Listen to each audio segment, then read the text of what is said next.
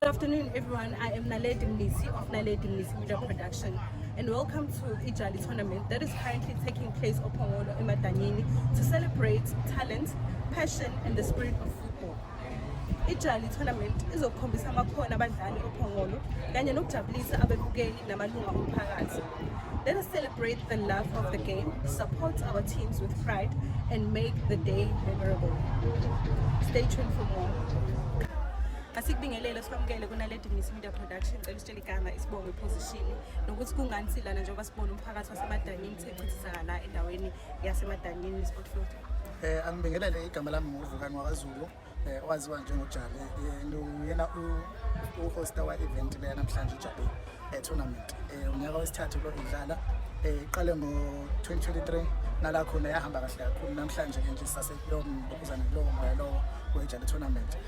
Inhloso kwenqangi kakhulukazi tournament ukuthi sisuse kakhulu intsha eyidakamizweni nasebugebengweni besondela kakhulu kwezemidlalo. Uma sesigroundini sonke singo-sister, abanye singo-brother, so there's nothing esuke inenzeka mhlawumbe lokho. Inhloso ye-tournament leyo nokuthi-ke senzeni ubumbano kakhulukazi eMadanyeni. Siyakhumbula ukuthi iMadamu bekuyindawo ebeyaziwa ngabalibhado kakhulu nje eminyakeni eyadlule.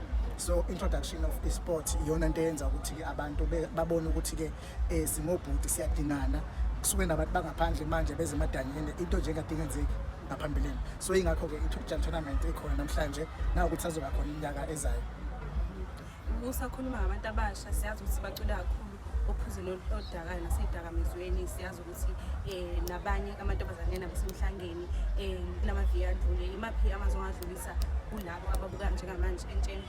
Okubalulekile kakhulu ngikohleli nakusho ukuthi this is the heritage month uSeptember la khona sibongaza khona inyanga yamagugu, okuyikuthi uma ngabe umuntu omusha esayiphethe kahle siyadinga ukuthi bakhuthaze baqhubeka ngokuyiphatha kahle, bese ukuthi labo abasebecule kakhulu ephuzweni nasebugebengwini sithi nake ababuye nabo bezoba ngabantu, ngoba bangakusuka isigebengu usumgulukudu usungasekho impilo yakho sokusunakusasa kahle kahle. So ke i-heritage month lesithi abantu ababuyise kakhulu lokho kwakukhona kudala, ukuyiphatha, ukuzazi ukuthi umuntu omnyama, ukuzazi ukuthi ungumZulu, iculture nje yakho uyimele njengoba enjalo. So ilokho ke sigqugqumezela kakhulu namhlanje ngoba nje kade kuyi-heritage day, kade kumhlanga abantu abasha laba basayiphethe kahle sithi abayigcine baqhubeke begcine.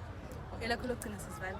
Elami lokugcina-ke ufisa nje ukumusa kakhulu abantu ababhekile iNaledi TV ukuthi besupporte kakhulukazi, bephinde basupporte futhi nesport sethu la ekhaya, nabaxhasi mabekhona futhi besondela, ngoba izinto nje sibonathi ukuthi isikhathi kuyenzeka kunye kwenzeka kahle ngenxa yokulekha kwey'ngqalasizinda. So siyafisa abantu okuthile bekuveze ukuze sizokwakha imidlalo yethu ibe ngqubekela phambili. Kanjalo kade ngisanxusa nabantu ukuthi beyisupport iNaledi TV. Ngicabanga ukuthi TV yokuqala eTophongolo, akaze sibone TV ePhongolo. So bakhona kweNaledi TV esibone ihamba indawo zonke South Africa neKZN yonke, sifisa ukuthi idlondlobale ngelinye ilanga ibalwe namanye ama-TV amakhulu. Siyabonga ngesikhathi sakho. Siyabonga.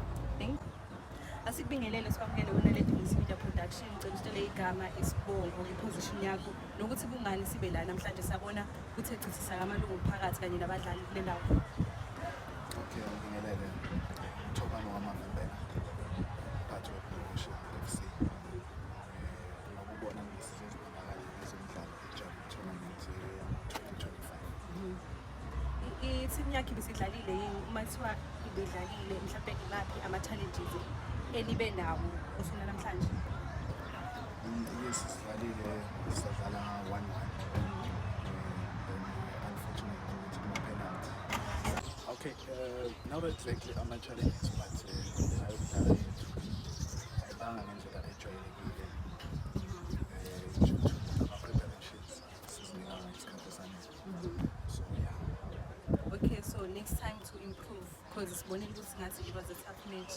nithola lephezulu kahle kwaze kwabheda la ngasekugcineni ama-penalty. Mhlambe next time to improve ukuthi ngakwenza. I think we need to deal with the finishing because we created a lot of chances but we couldn't convert. Lapho lokugcina sesivana.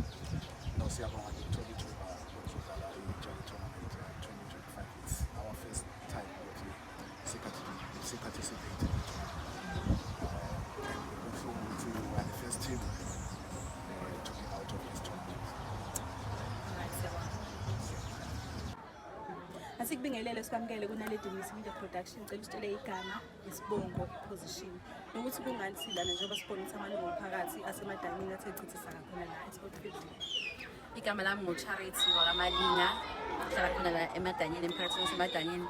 Lapha size ngejali tournament, mina ngisecretary eteamini kaJali. Yebo, la size ngejali tournament nje sithe asenze into enhle emphakathini, senzele ukukhuthaza intsha yasemphakathini wethu ukuthi ikhuthazeke ukuthi idlale, sibone amathalente ezingane ayimisela ngokudlala ibhola. Siselapho kubantu abasha sazi abantu abasha abaningi bagxile etshwaleni, bagxile edakamizweni, baphe amazwi ongawudlulisa kubo bonke abantu abasha ababukayo njengamanje. Amazwi engawadlulisa kubantu abasha ukuthi enake njengamanje mina ukuthi bafokhase ezifundweni zabo kakhulu, baphinde futhi benze into ezobakhuthaza ukuthi bangagxili kakhulu edakamizweni, like endlaleni nje ibhola. Umuntu omusha isikhathi siba sincane sokuthi agcina ahamba ohlala ibhoro edla idakamizwa ngoba isikhathi esiningi uzosichitha ezifundweni aphinde futhi asichithe nasegroundini. Amantombazanyana asakhula ulungathi kubona. Amantombazane asakhula ngathi kulabo abasakhula abangakatholi bantwana ngathi bangahlala kanjalo nje behlale begcine ubuntombi babo, bangahaleli izinto ezikhona nezinto ezisheshayo, behlezi nje beyigcinile. Nakuma-sports futhi ngiyafisa ukuthi nabo ngelinye ilanga bekubone ukubaluleka kwama-sports, bengenele kuma-sports bedlale nabo. Elakho lokugcina sesivala. Elami lokugcina sesivala ngizothi nje ngiyathanda kakhulu into eyenziwe uJali. Ngifisa ngathi nabanye bangabonela into eyenziwe uJali bakwenze kube kangcono kakhulu kunalo. Thank you. Asikubingelele sikwamukele kunaledi media production. Please tell us your name, surname, and position yakho nokuthi why are we here today njengoba sibona ukuthi amalungu omphakathi agcwele la endaweni yasemadanyeni. Ngiyabonga sisipha ithuba. Igama lami nguSiyanda Wadlamini oziwa ngoGravo. La sila emadanyeni size kwiJali tournament eyenzeka njalo ngonyaka. Mina I'm the head coach of Monaco and this is our first time to come and participate kule tournament kaJali. Siyakuthokozela futhi ngokuba kuyona le tournament kaJali because iyasiqoqa njengoba ubona nje nawe intsha iphelele ngobuningi. We are really enjoying ukuba part of this tournament. As the head coach bese nidlalile yini neteam yakho? Uma senidlalile nidlale kanjani? But uma ningakadlali iziphi izinto enibhekile kubadlali? Sike sadlala sisiwami ama-tournaments nje previously, maybe 4 tournaments before lena. Sike sadlala i-team yami idlala kakhulu ngabafana abancane. We are still growing a young talent because njengoba uyazi nawe ibholeni sibheka kakhulu phansi kuthiwa nesizulu ugotsha kusemanzi. Kukhona lapho nalapho phela dadewethu vele ingqinamba esedibana nazo, but so far so good. Ezishilo nje siyaqala lokungena kule tournament akhona vele ama-challenges esodibana nawo, but I think you are ready to face them. To all the young people who are watching right now, imaphi amazwi ongadlulisa kubona boys and girls? Engakusho nje kubantu abasha basemakhaya njengamanje, ngiyacela kakhulukazi nina abancane ngicela nisiphatheni kahle. Ningakhohlwa futhi engage yourself to sport. Kakhulu siqinise incwadi zethu esikoleni because siyazi ukuthi education is the key, and also to engage yourself in sport. Lokho ngikugqugquzela kakhulu ukuze sigweme ukuya endaweni ezibhedayo. It's Heritage Month. Ukuphi ongakusho? Mina ke njengensizwa yomZulu ngithi uZulu mawuhlangane na wonke ke inhlaka ezikhona la eNingizimu Afrika, ngicela siqhubeke silibungaze lo suku lukhulu kakhulu sholukhulu futhi siqhubeke sihloniphe njalo. Elakho lokugcina sesivala. No dadewethu ngicela abantu bebuke iMonaco, beqhubeke futhi besupport iMonaco, beyithanda kukhulu abasazobona njengamanje sibheke groundini. All right, thank you for your time. Thank you my sister. Asikubingelele sikwamukele kunaledi media production. Please tell us your name, surname, position, and why are we here today? Sabona kugcwele abadlali, kugcwele nabantu basemphakathini emadanyeni. Nanokuthi manidlalile nidlale kanjani futhi guys? Ngibingelela igama engikunika selele lempela kodwa ngilungisi ngami. ngidlalela iJuventus iJuventus ngasencane siqeda kudlala iJali tournament siqeda kudlala against iChillas siwinile 2-1 Zinganjani simbonile after a match? sisijabulile angengicama manje singama defending champions engicabanga ukuthi wonke umuntu mhlawumbe we-expect ukuthi thina senze kangcono kunabanye singama defending champions so thina vele kumele sisebenze kanzima kunawo wonke umuntu okhona noma uyakade. Are there any challenges that you face Mandlana? Willing to improve?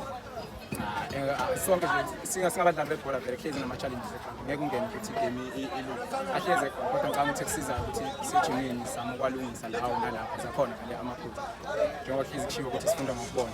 To all the young people who are watching right now, engingakusho ukuthi labancane abulukazi labasapothayo bengayeki beqhubeke besapothe nokuthi-ke labancane abasakhula ibhola liyasiza liyakhona mina njengami nje utshwala mhlawumbe testa kanjani ngingangizwa mhlawumbe utshwala bukho but sengiyasho for umuntu omncane okhulayo ngeke expect ukuthi ngithi utshwala bukhona but mina ibhola limvile kakhulu into kanjani njengedakamizwa ukuthi nje njenge-team iJuventus ngicela ukuthi siqhubeke sisebenzisane siqhubeke sibambane kanjena ukuze sizokhona ukuvikela lelo wethu abadini yethu.